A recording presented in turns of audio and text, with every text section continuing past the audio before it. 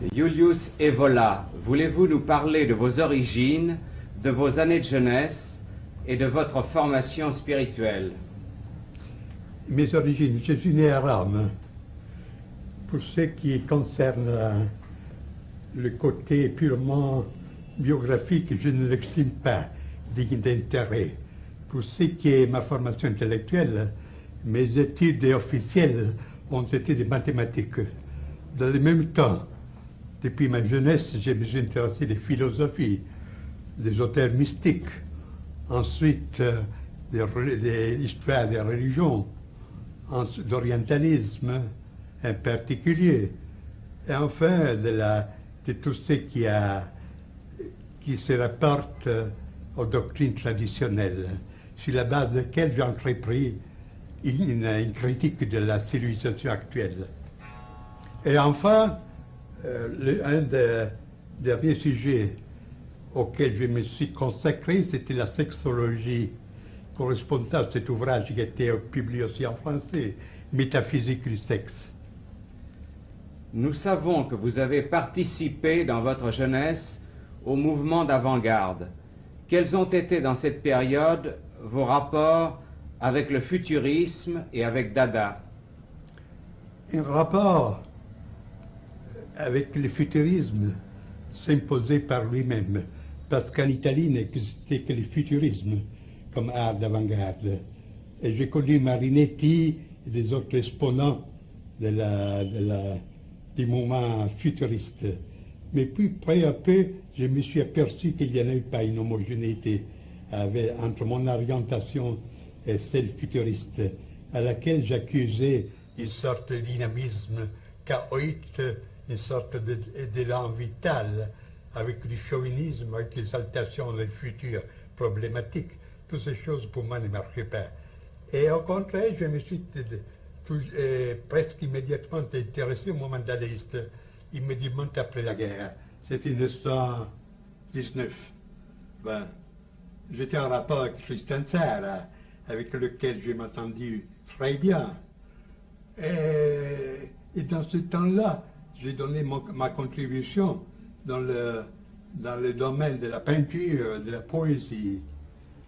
Pour la poésie, c'est ma formation précédente avait pour centre surtout le courant français, le symbolisme, Rimbaud, Mallarmé et tout cela. Et j'ai donné, comme je vous l'ai dit, je me suis entendu très bien avec Tristan Tzara. Et lui aussi avait une certaine compréhension pour mon interprétation particulière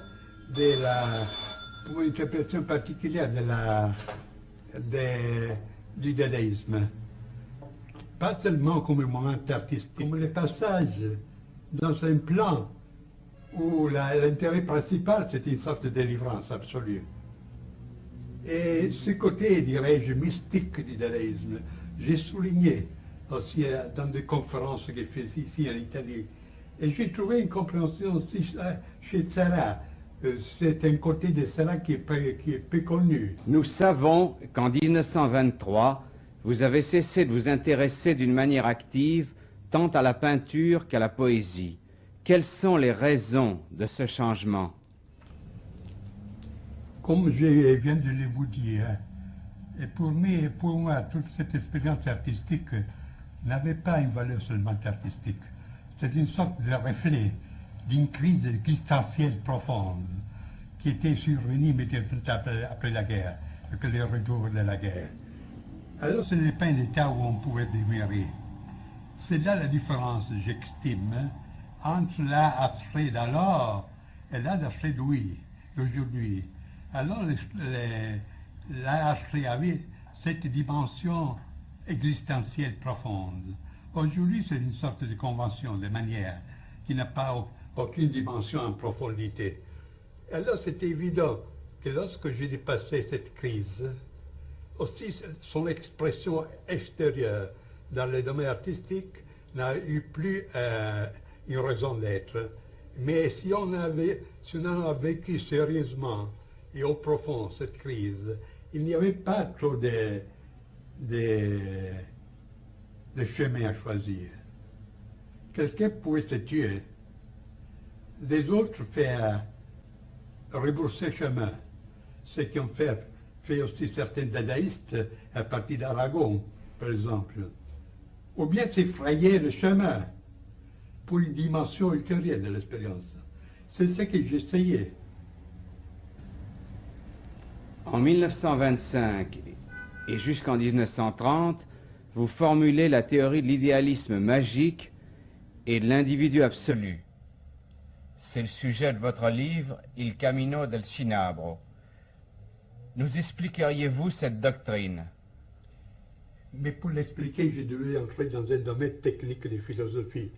Je peux dire en résumé que cette doctrine, c'était une synthèse entre l'idéalisme absolu de la ligne des successeurs de Kant, Schelling, Fichte, etc., de l'existentialisme avant la lettre, avec une dimension ésotérique.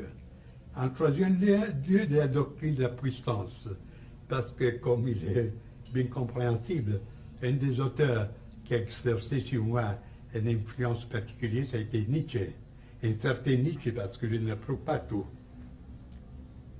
Alors, c'est une sorte de synthèse, là, de théorie de l'absolu absolu. On parle de la position gnoséologique, c'est-à-dire des doctrines de la connaissance. On la développe dans une doctrine du moi, et puis on considère les développements possibles de ce moi jusqu'à un idéal presque chimérique, c'est l'individu absolu. Et les phases de ce développement ont été exposées dans le deuxième volume de cette doctrine de cette théorie d'individu absolu, qui s'appelle phénoménologie de l'individu absolu. Le mot est fermé phénoménologie et apprend dans le même sens de Hegel, phénoménologie de Geistes, phénoménologie de l'esprit, pas dans le sens d'un recueil de phénomènes plus ou moins. Novalis a-t-il eu une influence sur vous? En partie parce que à ce temps, j'étais assez intoxiqué par la méthode académique. Et Novalis, j'ai reconnu qu'il avait des intuitions très profondes. Mais ce qui me gênait, c'était son côté poétique et intuitionniste, pas systématique. Votre livre, La tradition hermétique, est une exposition de la doctrine secrète qui se cache sous les symboles de l'alchimie. Est-ce qu'elle a des rapports avec les enseignements que vous avez exposés dans un autre livre, également traduit en français, La doctrine de l'éveil? Non, il y a une différence. La doctrine de l'éveil, c'est une exposition systématique de l'ascèse, de l'ascétisme bouddhiste, que j'ai reconstruit sur la base des textes originaux pali. Si bien que la traduction anglaise de ces livres était recommandée par la Pali Society de Londres, qui est l'autorité la plus reconnue dans cette branche. Et alors, ce livre est considéré comme un classique sur des études sur le bouddhisme, bien que ces thèses, pour la mentalité commune, pour une culture moyenne, sont révolutionnaires, parce que je considère comme un malentendu, ou bien comme une déformation, la conception du bouddhisme comme cette vision de la vie qui considère seulement le monde comme souffrance et le nirvana comme une sorte d'évasion plus ou moins dans les néants pour s'échapper à cette douleur. Je démontre au contraire, toujours sur l'appui des textes, parce que dans chaque page vous trouvez des citations de toutes sortes, qu'au commencement le bouddhisme était une doctrine initiatique, que le vrai sens de cette doctrine et de cette ascèse qui a une allure toute particulière, c'est-à-dire, dirais-je, scientifique, parce qu'il n'avait pas de présuppositions religieuses ou morales, alors que le but ultime de cette discipline, c'était la réalisation de l'inconditionné. Le vrai nirvana, c'est l'inconditionné, que le bouddhisme pose au-delà même du royaume de Dieu. Et quelle est la différence avec la tradition hermétique? Et comme vous venez de le dire, la tradition hermétique, c'est un livre qui est consacré à l'exposition, à l'interprétation de cette tradition secrète qui se cache sous le symbole alchimiste de métallurgie, d'opération métallurgique. Alors, il y a une différence fondamentale avec l'interprétation, pas au sens de l'histoire profane de la science qui a fait M. Jung, parce qu'il considère tout cela, tout ce monde alchimique, pas comme un monde matériel de métaux et de substances matérielles, mais comme des projections de la libido, des archétypes, etc. Au contraire, j'expose ces enseignements comme un enseignement initiatique qui, comme tel, concerne les forces réelles, bien que pas physiques, et a pour but la transformation intérieure de l'homme.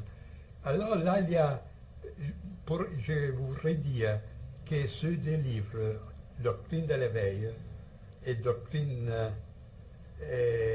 tradition hermétique, indiquent deux voies possibles. L'un, c'est d'une extase sèche, virile, du détachement. On réalise les noyaux, dirais-je, olympiques de l'être par les moyens du détachement absolu de tout, soit du lien terrestre, soit du lien céleste. Au contraire, la tradition hermétique a un esprit bien plus occidental, je m'aventure de le dire, c'est-à-dire a un caractère opératif. C'est une réalisation immanente, dont le but est signé par des symboles royaux. C'est la couronne, c'est le roi, c'est l'empereur. Et ce n'est pas les couleurs blanches de la contemplation, mais c'est les couleurs rouges du feu. Alors là, c'est une tradition très intéressante au point de vue de son affinité avec l'esprit aussi de l'Occident. Et je pense que mon exposition, je dois le dire, c'est l'exposition la plus complète et plus approfondie aussi pour les comparaisons avec les autres enseignements qu'il existe sur ces sujets. Aussi, Jung a éprouvé la nécessité de citer mon livre entre les systèmes, entre les expositions systématiques de l'hermétisme. Mais à votre avis, et c'est je crois une chose essentielle pour la suite de votre exposé, peut-on se détacher de soi-même? Mais c'est là la présupposition de toute doctrine ascétique, même mystique, encore davantage initiatique. Votre ouvrage, La révolte contre le monde moderne, date de 1934. Il est la base d'une révolte de droite qui, comme vous l'avez dit, se présente d'une façon bien plus radicale que toutes les contestations actuelles auxquelles vous reprochez l'importance attribuée à Herbert Marcuse. Voulez-vous vous expliquer sur ce point et nous indiquer en quelques mots la matière et l'orientation de la révolte contre le monde moderne? La révolte contre le monde moderne, c'est un livre assez gros, assez fort. Il se compose de deux parties. L'une s'appelle Le monde de la tradition. Et je cherche de donner ce qu'on appelle en philosophie une doctrine de catégories du monde traditionnel, c'est-à-dire les formes constantes dans lesquelles se présentent à travers des différences presque indéfinies, mais qui ne cachent pas l'identité de la substance, la forme dans laquelle se présentent les structures fondamentales d'une société, c'est-à-dire à partir de la royauté, la loi, l'État, l'espace, le temps, la guerre, la relation entre les sexes, le jeu, et c'était tout cela, en puisant dans les documents les plus variés, à partir de l'Extrême-Orient jusqu'à l'Amérique précolombienne, du Moyen-Âge jusqu'à l'Antiquité méditerranéenne, etc. La première partie, je pourrais l'appeler morphologique. La deuxième, au contraire, c'est une sorte de philosophie de l'histoire. En partant de la préhistoire, la plus lointaine, je cherche de reconstruire, ou d'interpréter, si vous le voulez, les cours de l'histoire. Cours dont la clé, pour moi, est l'idée d'involution, et pas d'évolution. Et à ces sujets, je prends comme base non des idées personnelles, mais cette doctrine des 4 âges que vous retrouvez dans des traditions très différentes, avec une remarquable homogénéité, à partir de la doctrine hindoue des yugas jusqu'à la doctrine que Hésiode expose des 4 âges, et à l'âge d'or, de l'argent, du bronze et du fer, jusqu'aux enseignements du même esprit nordique, etc. Et alors, sur la base de ce schéma, j'interprète les phases principales du développement, c'est-à-dire de la chute occidentale. Et la fin de cette interprétation a été presque prophétique, parce que le titre du chapitre correspondant s'appelle « Le cycle se ferme, Russie et Amérique ». Et je donne l'image de la Russie bolchéviste et de l'Amérique capitaliste comme 2 branches des mêmes choses que malgré toutes les différences ont le même sens, d'étrangler tout ce qui reste de l'Europe traditionnelle. C'est ce qui est arrivé après, si vous considérez que le livre est paru en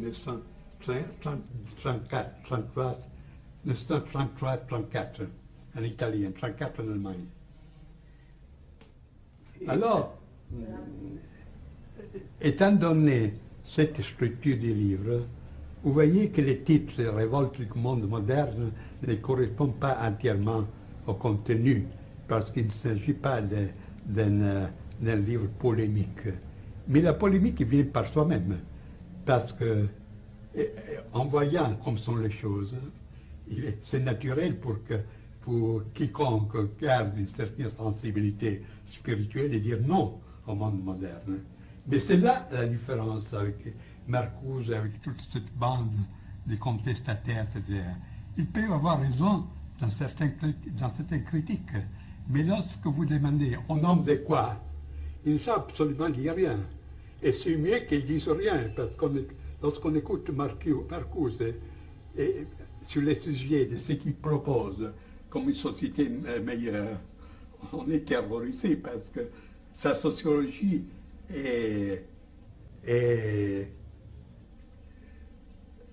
s'inspire d'un freudisme tellement grossier qui fait absolument rire. Alors c'est ça, puisque dans mon livre, comme point de départ, je pose le monde de la tradition, je pose en même temps le point de repère.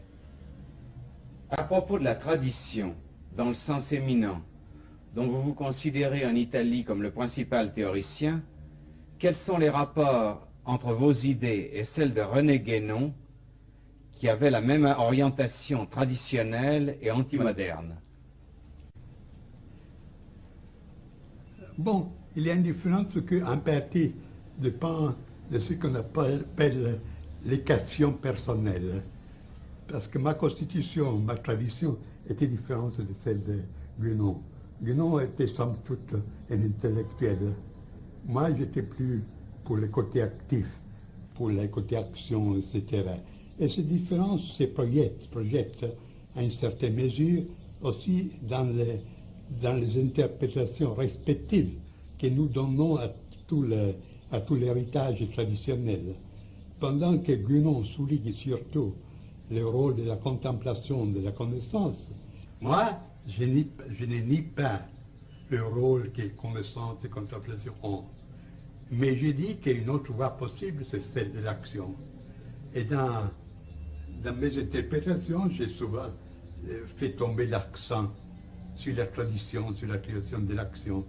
Et par là même, on voit la différence qui consiste dans le fait que Guénon donne la priorité à la caste sacerdotale comme dépositaire de la contemplation, pendant que moi je donne la prééminence à la tradition guerrière et royale. Et cette différence se reflète dans le rôle que nous donnons à l'Église et à l'Empire.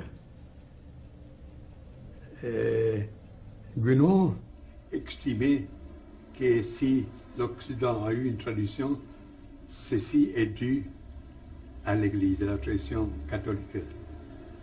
Moi, j'affirmais avec Dante, au demeurant, que la tradition ghibelline de l'Empire était l'exponent justement d'une tradition de la même dignité, avec une dimension surnaturelle qui est très claire dans l'idéologie ghibelline des Hohenstaufen, des empereurs allemands.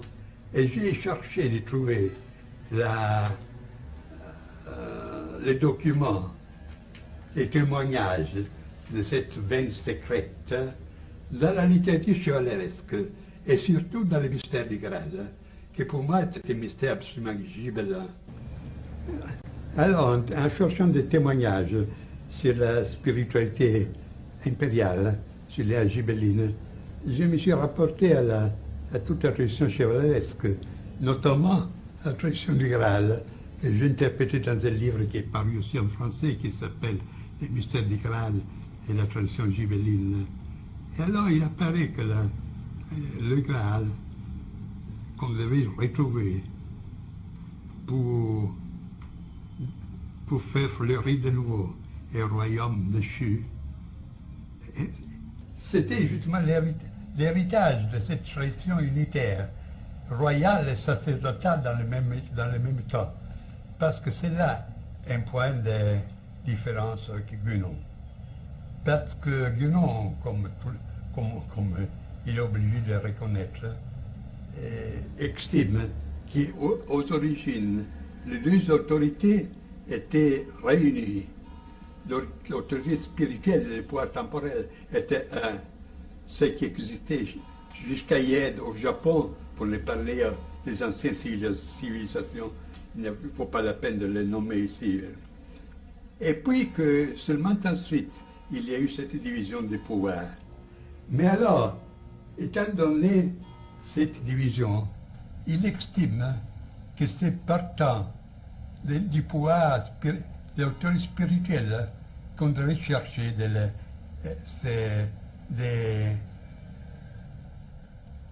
de venir à une reconstruction traditionnelle. C'est qui est arbitraire parce qu'il s'agit de des morceaux. On peut concevoir la même entreprise aussi partant de l'autre tronc, c'est-à-dire intégration royale dans la dimension spirituelle.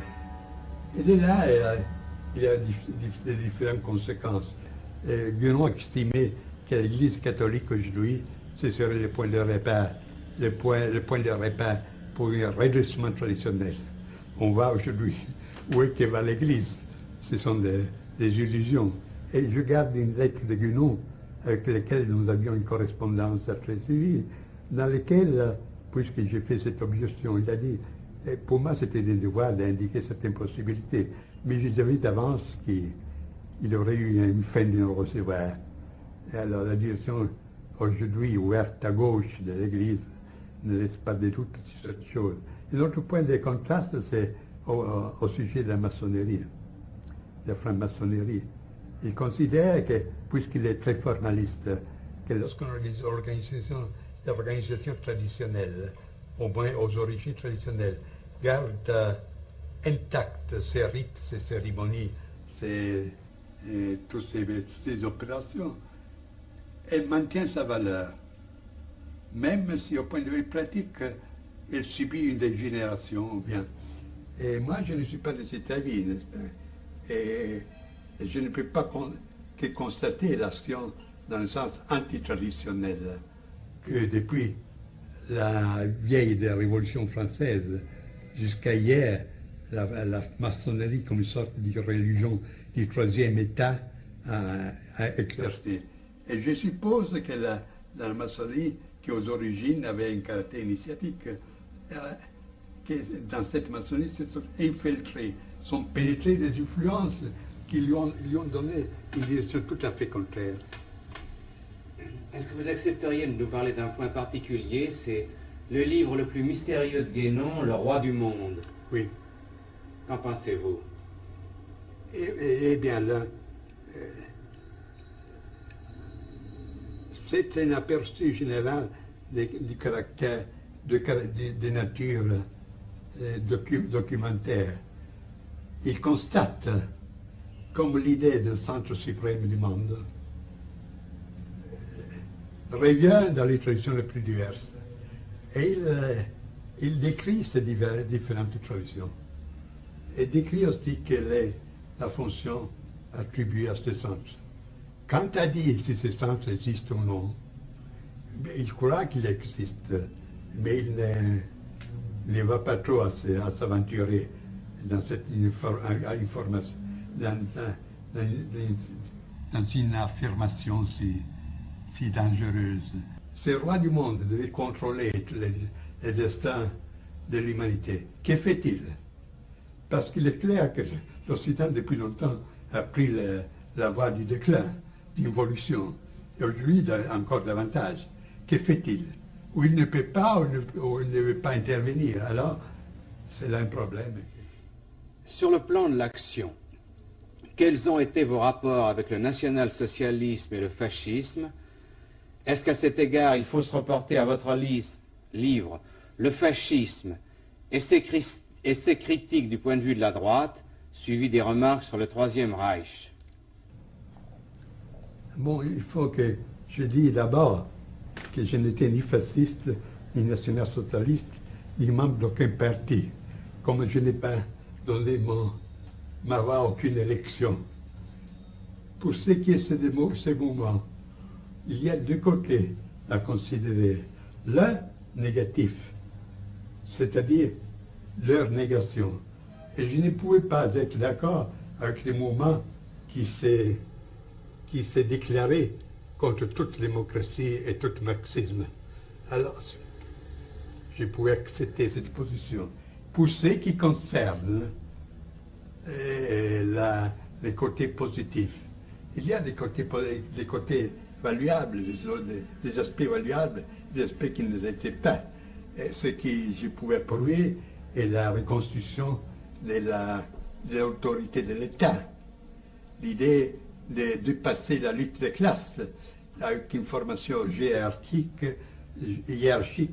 et corporative, et un certain style militaire et discipliné de la nation, et une certaine tendance anti-bourgeoise. Et tout cela, pour moi, allait bien. Et ce que je n'approuve pas, c'est le côté dictatorial. Chez nous, le mal est à moitié parce que, bien que nominalement, la monarchie existait encore. Au contraire, l'action du national-socialiste a été, dans un certain sens, assez destructrice, parce qu'il a nié, en grande partie, ces traditions qui existaient même après la Première Guerre mondiale. Alors, pour celles qui sont les rapports avec ce mouvement, je n'ai exercé presque aucune action dans le monde du fascisme, aussi pour des raisons particulières de mentalité et pour une sorte de maçonnerie qui s'était formée là, des groupements fermés. Pendant que j'exerçais une certaine action en Allemagne, mais justement dans ce milieu qui n'était pas justement national-socialiste, mais qui était conservateur aristocratique. Et j'étais très ami du baron von Gleichen, qui était le président du Herrenclub, du club des seigneurs de Berlin, dont le rôle est assez connu dans la période précédente. Et pas avec les mouvements nazistes en tant que tel. Pour Hitler, je n'avais aucune sympathie, parce qu'avant tout, j'ai trouvé qu'il était une nature prolétarienne. En second lieu, qu'il est un type dangereux de posséder, bien très doué, d'où c'est succès, etc. Et pour ce qui est de la SS, le discours est un peu différent, parce que d'habitude, on connaît de la SS seulement les aspects les plus fâcheux, camps de concentration, tout cela, Gestapo, etc. Mais il faut se rappeler que Himmler flirtait avec l'idéal d'un ordre, ce qu'on appelait, il y a aussi un livre en français, l'ordre noir. Il voulait ressusciter dans une nouvelle forme l'ancien ordre, les chevaliers Teutones, les chevaliers germaniques du IIe siècle. Et dans ce sens, il travaillait pour donner une certaine formation particulière des mi-spartanes et des mi-prussiennes à ces éléments choisis, l'élément nouveau, et qui demandait aussi qu'il avait de la race et qu'il avait une formation surtout militaire aussi. Et alors, dans ce sens, puisqu'il cherchait aussi une sorte de consacration pour cet ordre, il avait intérêt aussi pour les symboles primordiaux, tout ce qui était les traditions primordiales. Et dans ce sens, il avait porté aussi l'attention à moi. Et j'ai fait des conférences à Berlin, en allemand, pour des chefs de la SS, justement sur ces domaines, sur ces camps tout à fait particuliers, ces domaines tout à fait particuliers. Et c'est là tout, je n'ai pas eu notre relation avec les Allemands. Est-ce que vous avez effectivement tenté de constituer le début de l'Ordre Noir? Qui était lui, Himmler. Himmler l'a tenté. Et il a formé. Si ce qui a formé était à l'auteur de l'idéal, c'était notre discours, n'est-ce pas? Voulez-vous nous dire quel est votre concept de race et pourquoi vous avez été accusé par vos adversaires de racisme? Mais vous savez, racistes, fascistes, etc., ce sont des étiquettes qu'on emploie très volontiers pour quelqu'un qu'on veut liquider sans se donner la peine de connaître les idées véritables. Et pour ce qui est le problème de la race, ce serait un discours un peu long, parce qu'avant que le fascisme aussi avait pris une orientation raciste, je travaillais en Allemagne dans le sens de rectifier ce que je voulais appeler le racisme biologique et scientiste qui avait pris très pied. Et je ne pouvais faire parce que j'étais italien, parce que quelqu'un, un Allemand qui aurait fait ses propos, très probablement serait fini dans un camp de concentration. Alors, pour arriver à l'essentiel, je me suis occupé du racisme, mais avec l'intention de le rectifier. De là, une doctrine toute particulière de la race. C'est évident que, comme toute conception, aussi celle de la race dépend de l'idée qu'on a de l'homme. Si cette idée est matérialiste, c'est évident qu'il y a aussi les concessions qu'il prend pour base seront matérialistes. Et ce sera différent lorsque la base est différente. Alors moi, je suis parti pas par la concession biologique de l'être humain, de l'entité humaine, mais bien de la concession traditionnelle. L'homme composé par un esprit, une âme et un corps. Et alors j'ai posé le problème de la race pour toutes les éléments. Alors j'ai formulé une théorie de la race du corps qui correspond plus ou moins à l'anthropologie courante. Une théorie de la race de l'âme qui étudie la typologie des manières de réagir, des sentiments, des aspirations, tout cela. Tout cela peut avoir un style particulier qui peut être aussi caractéristique d'un certain groupe humain. Et au sommet, il y a la race de l'esprit. Ce sont les formes typiques qu'il peut avoir l'attitude vis-à-vis au spirituel, à la vie et à la mort en général, les surnaturels, etc. Alors, dans cette manière, j'ai présenté un tableau plus complet, plus intégral du problème de la race. Et il se peut que C'est peu qui intéresse que Mussolini, dont, je le dis entre parenthèses, je ne fais pas l'éminence riche, comme on a écrit en France, mais que j'ai vu seulement dans cette occasion, a eu l'occasion de lire ce livre que j'écris en Italie. Celui-là s'appelle Synthèse de la doctrine de la race, avec ses différenciations. Et il était enchanté, au point qu'il voulait en faire la base pour une nation particulière dans laquelle l'Italie aurait été le juge actif vis-à-vis de l'Allemagne, pour la supériorité, les caractères plus complexes de cette thèse. Et c'est là la première occasion que j'ai vu Mussolini, lorsque la guerre avait déjà commencé. Alors tout se raconta, pour moi, éminence riche, Mussolini, etc., ce sont de la fantaisie pure.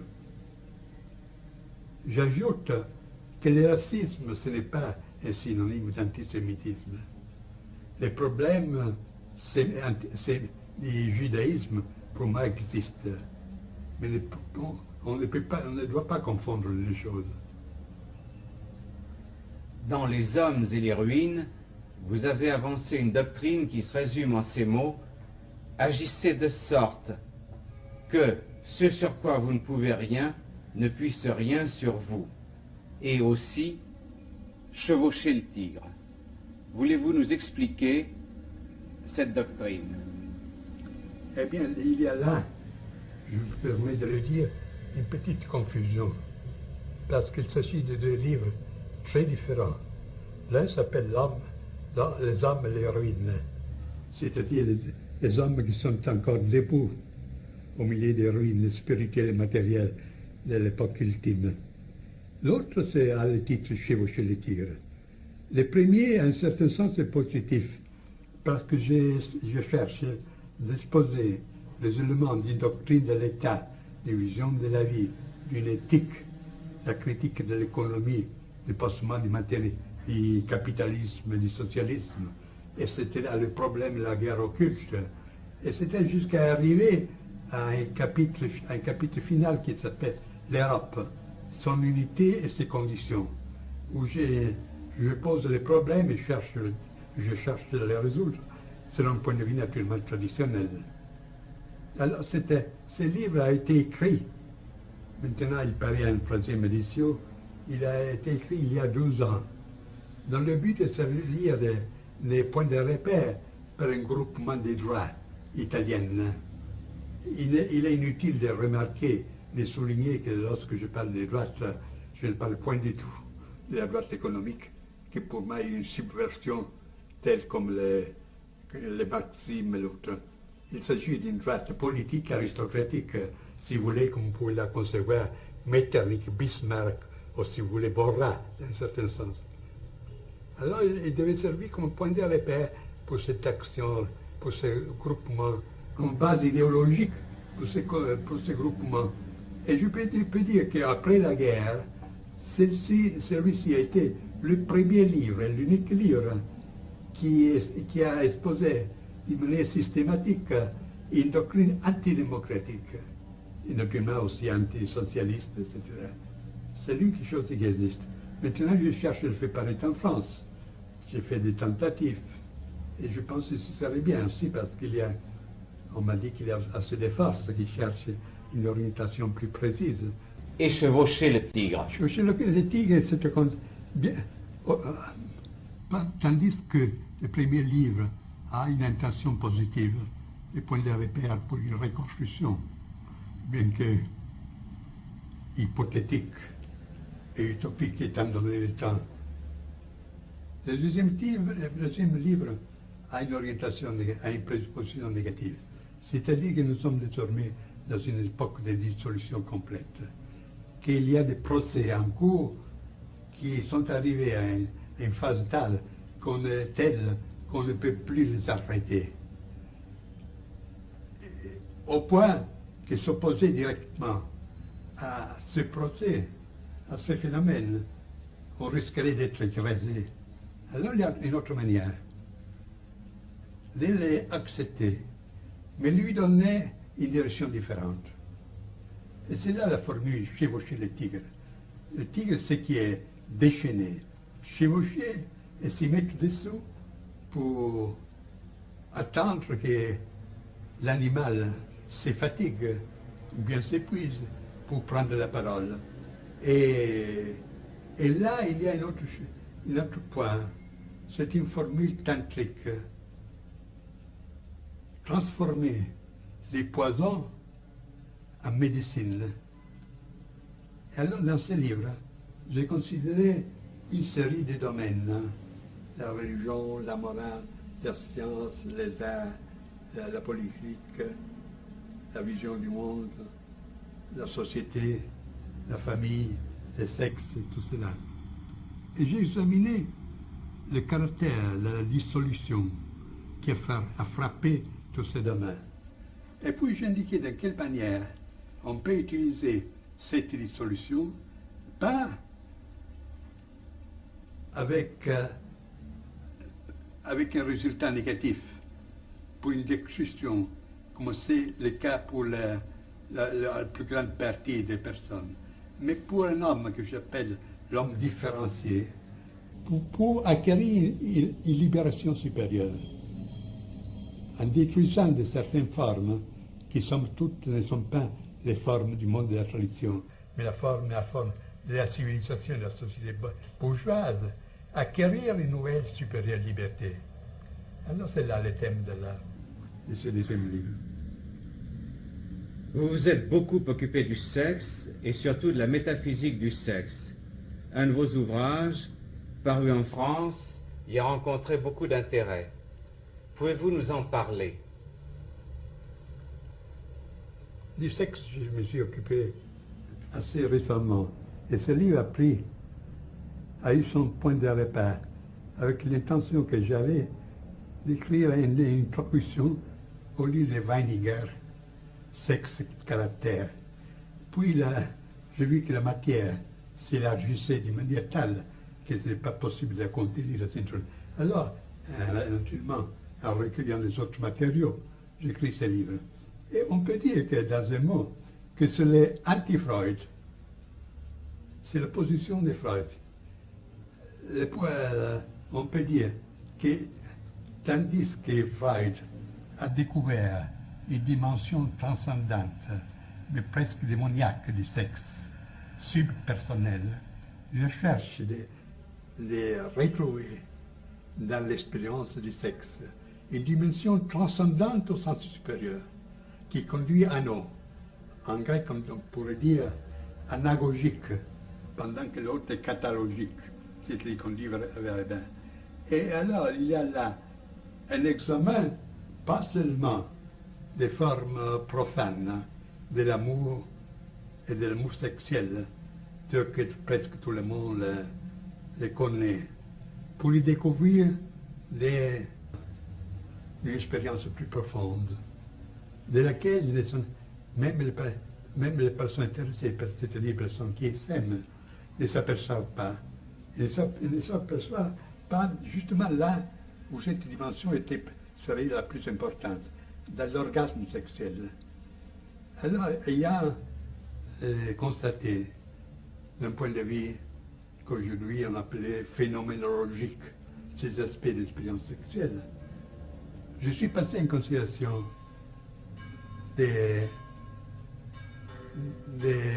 d'études comparées. J'ai constaté comme cette dimension, dans les autres civilisations, avait toujours été reconnue. On connaît un sacrum sexual, c'est-à-dire un sacré du sexe, qui était la base, pas seulement pour les rites un peu répandus de tout le monde, mais aussi pour les pratiques assez précises, pour conduire l'expérience sexuelle à produire des phénomènes magiques, statiques et mystiques. Et là, j'ai recueilli des traditions de toutes sortes, selon mon habitude, l'extrême-orient du taoïsme, au tantrisme, les pays arabes, c'était jusqu'à la démonologie du Moyen-Âge, etc. Alors, c'est la position du Freud dans ce sens. Et j'ai cherché d'attirer l'attention sur une dimension du sexe qui autant super personnelle et profonde, comme celle sur laquelle Freud s'est obsessionné, mais qui au contraire a pour fond le plus profond une transcendance. Et j'ajoute que la clé pour mon interprétation était le mythe de l'androgyne. Vous les trouvez comme on les connaît surtout en Europe. Chez Platon, le banquet, quelle est la clé? L'interprétation du sexe. C'est une impulsion confuse et irrésistible à restaurer une unité primordiale. Ainsi donc, pour vous, le sexe peut être un élément de la reconstruction. Non, de reconstruction, non. Pétitisé, c'est un domaine purement individuel. C'est-à-dire que peut-être utilisé pour chercher d'approfondir l'expérience, pour déceler et assimiler cette dimension transcendante. Et c'est évident qu'il y a une opposition précise entre la liberté sexuelle d'aujourd'hui et ses doctrines. Parce qu'aujourd'hui, nous vivons dans une sorte de démonie, le démonisme du sexe. Mais c'est justement une sorte quelque chose qui fait dépendant aux drogues. C'est des manières pour évader, pour échapper à l'angoisse existentielle. Et alors, tout finit dans des sensations plus spasmodiques et chaotiques qui ne sont absolument aucune solution du problème. Ceci, je l'ai exposé aussi dans un essai d'un de mes livres qui n'est pas traduit en français, s'appelle L'arco et la clava, c'est-à-dire l'arc et la massue. Mais vous-même, vous ne vous êtes jamais marié. Pourquoi? Parce que j'ai toujours tenu à ma liberté absolue, aussi dans ce champ. Je ne connais pas même ma famille, c'est-à-dire, elle existe, mais j'ai vécu toujours de manière indépendante et absolument anti-bourgeoise. Ainsi que je n'ai eu jamais une profession, une occupation dans un bureau, etc. J'ai préféré d'avoir moins de possibilités, mais une pleine liberté. Et puis, au point de vue sexuel, je ne suis pas pour la monogamie. Veuillez excuser cette question, mais on a souvent dit que vous vous livrez à des pratiques magiques, à la magie noire de la voix de la main gauche tantrique. D'où pensez-vous que naissent de tels bruits, de telles suppositions? Mais comme je vous l'ai dit, il y a des personnes qui veulent absolument créer des mythes et prendre les occasions les plus drôles pour se satisfaire. On est arrivé même, justement, c'est en France qu'on a écrit que chez moi, on célèbre les messes noires avec les jeunes filles blondes chaque semaine. Alors, étant donné mes conditions, il y a à dire ce mot allemand, zu schön um wahr zu sein, c'est-à-dire c'est trop beau pour être vrai. Alors, ce que je peux dire, qu'en 1927, 28 et 29, j'ai organisé ce qu'on s'appelait le groupe de Our, qui ne s'occupait pas de magie, mais des opérations initiatiques. Et après cette période, alors il faut distinguer entre des pratiques initiatiques et des pratiques magiques, ce qui est assez différent. Et j'ajoute que de ce groupe de Our est né un ouvrage qui est presque unique dans son genre. Ce sont des 3 volumes qui s'appellent Introduzione alla magia, Introduction à la magie. Ce sont des monographies anonymes, parce que selon nous, ce n'est pas l'auteur qui compte, mais le sujet, avec des traductions, des commentaires. Alors je pense que pour quelqu'un qui veut explorer de manière sérieuse, parmi tant de contrefaçons et les fantaisies, ces sujets, cet ouvrage est indispensable. Et paru une troisième édition italienne, il y a un an, moins d'un an, ici. Et si, pour ce qui est l'origine de ce récoltat, vous savez bien que en partant des théories, on arrive très facilement à supposer les pratiques correspondantes. Moi, j'étais le premier en Italie à faire connaître le tantrisme, à exposer aussi ces rites de la main de la roi, de la main gauche, etc., à examiner cette éthique de ce qu'on appelle le kaula. C'est un courant des tantriques qui professe une sorte de surhumanisme, une sorte de doctrine du surhomme, au-delà du bien et du mal, en se permettant toutes choses, sur la base d'une préparation ascétique. C'est là le singulier, qu'on considère l'ascétisme dans ce courant, pas pour un moyen de se détacher du monde, mais pour être libre de le vivre, sans y être pris. Et dans cette présupposition, on peut se permettre toutes choses, ce qui naturellement est assez dangereux étant donné la faiblesse humaine. Alors, à partir de ces présuppositions, de ces expositions et de la compréhension que j'ai eue pour ces doctrines, il est facile de penser que moi aussi je m'occupais de ces choses. Au moment où vous affirmez que nous traversons l'âge obscur dont parle la tradition hindoue, quel est à votre avis le remède ou les remèdes à cette dissolution de la civilisation actuelle? Réponse tout à fait négative. Il n'y a rien à faire. Selon cette doctrine de philosophie de l'histoire ou métaphysique de l'histoire, sur une base involutive dont je vous ai parlé dans les questions précédentes, nous sommes jusqu'à la fin, presque à la fin d'un procès de dissolution qui a commencé pas hier, qui ne consiste pas dans ses aspects plus ou moins indifférents, bien que fâchés de la société de consommation, technocratie et tout ça, mais qui a commencé bien en avant, avec la perte progressive de tout sens réel, du surnaturel, avec la coupure des liens qui rattachaient l'homme à ce qui est plus humain, plus que humain. Étant donné que ce procès qui a commencé depuis des siècles, nous sommes arrivés presque à la phase ultime. Et c'est assez absurde de chercher d'arrêter ce procès comme arrêter une lavine. On dit lavine,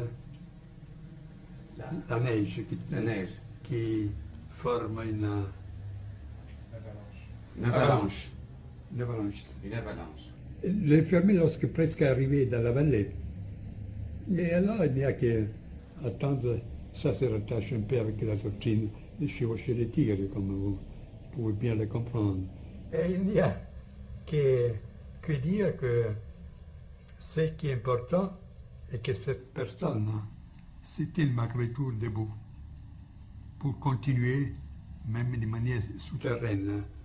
Et je reporte souvent des beaux mots d'un poète autrichien, Rilpart, qui dit « Le souhait est que ceux qui ont veillé pendant la longue nuit se rencontrent avec ceux qui arriveront dans la nouvelle aurore. » Est-ce que vous avez l'espérance de la vie éternelle? Espérance. Vous savez que dans notre doctrine, nous n'avons ni espérance ni crainte. Où on sait une chose, on ne le sait pas.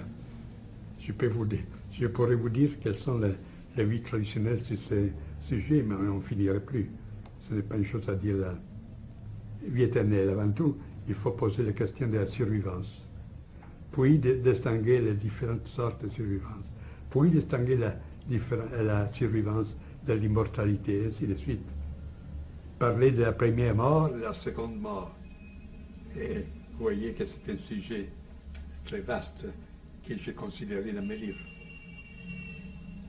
Et votre idée qu'il n'y a pas un autre monde, mais un seul monde avec une dimension invisible du monde, est-ce que vous appelleriez cela du nom de Dieu? Je ne comprends pas. Je veux dire, cette dimension invisible du monde, qui est dans tous vos livres, dimension surnaturelle, est-ce que vous lui donneriez le nom de Dieu?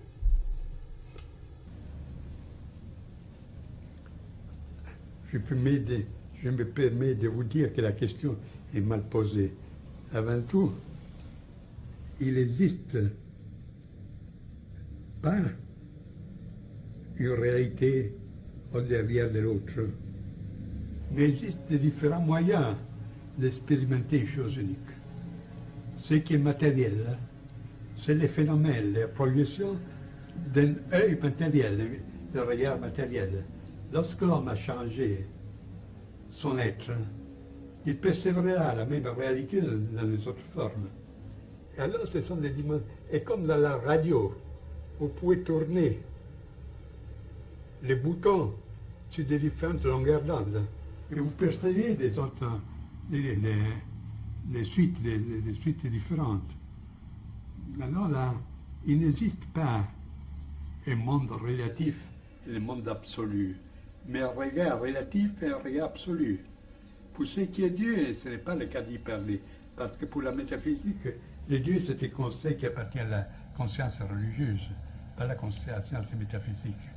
Vous savez que selon la doctrine hindoue, et aussi selon certains mystiques occidentaux comme Dionys l'Aréopagite, et même Plotin, même Maître Eckhart,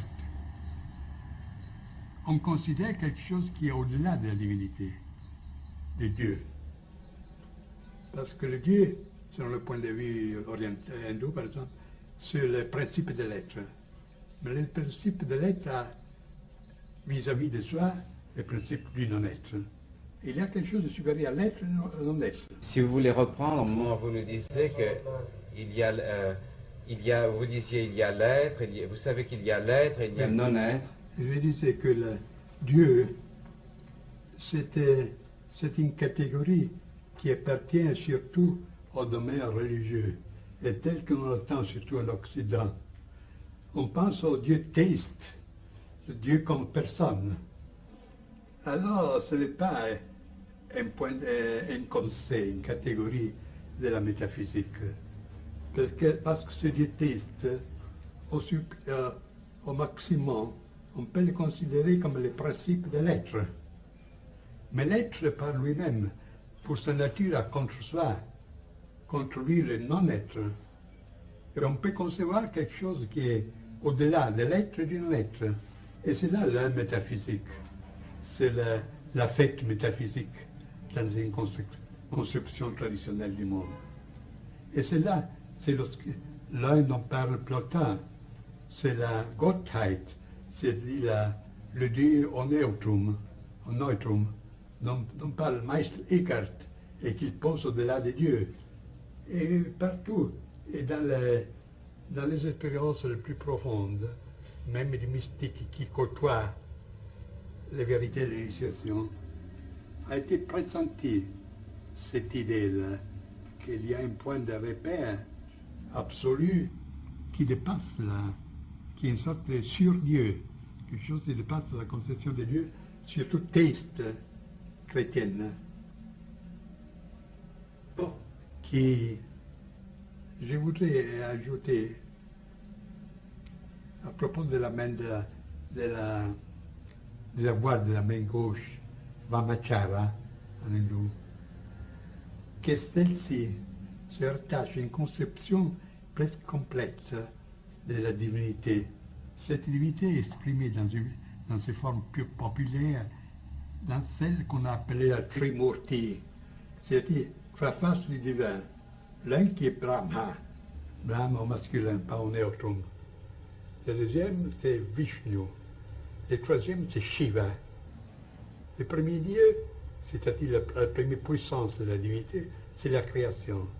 La deuxième, c'est la conservation. Et à ça se rattache tout ce qui est dévotion, respect de l'existence, tout ce qui est créateur, etc. Le troisième Shiva, au contraire, c'est le dieu de la destruction. Ma destruction à entendre comme transcendance. C'est le représentant de ce qui est inconditionné et comme tel ne peut que agir d'une façon destructive sur tout ce qui est conditionné.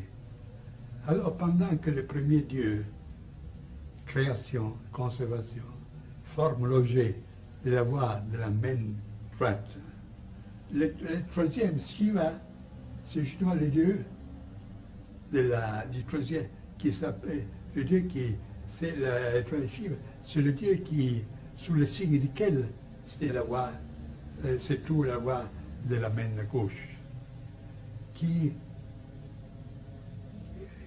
comprend des formes de destruction rituelle, l'orgiasme, tout ce qui, dans son paroxysme, dépasse tout ce qui est conditionné. Et c'est